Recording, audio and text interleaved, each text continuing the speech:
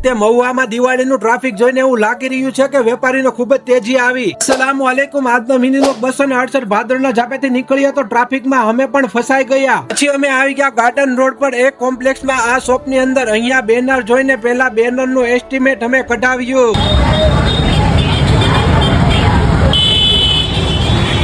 બધું કામકાજ પતાવીને નીચે તરફ આવી ગયા. અમે થોડા દિવસની અંદર એક શોપ ઓપન કરવા જઈ રહ્યા છે, એની દોડાદોડીમાં છીએ અને એ તમને વિડીયોના માધ્યમથી અપડેટ આપી દે. ગાર્ડન રોડ પરથી કામકાજ પતાવીને નીકળી ગયા બીજા લોકેશન ઉપર. અહીંયા પણ એક શોપની અમારે મુલાકાત કરવાની હતી. મારા મોબાઈલમાં એક ક્લાયન્ટનો કોલ આવ્યો તો તેની સાથે બધી વાતચીત કરી અને આ દિવાળી એવી લાગી રહી છે કે મહુવાના વેપારીઓ માટે સક્સેસ જઈ શકે છે, કેમ કે મહુવામાં ટ્રાફિક જ એટલું બધું જોવા મળી રહ્યું છે. અને આપણે જે શોપ ઓપન કરવાના છીએ તેનું નામ આ રાખેલું છે ને તમને હિન્ટ પણ આપી દીધી. દુકાનના બેનરનું કામકાજ બતાવીને હું આવી ગયો ઘરે. અંદર આવીને પેલા એક બોટલ પાણી જ પીધું, કેમ કે અમારા મહુવામાં ખૂબ જ તડકો પડે છે. અરે જોહરની નમાઝ પડવાની બાકી હતી તો હું આવી ગયો મસ્જિદે જાફરમાં નમાઝ પડવા માટે. પહેલા માશાઅલ્લાહ બેસીને વુજુ કર્યું, પછી વુજુ બાદની દુઆ પડી લીધી.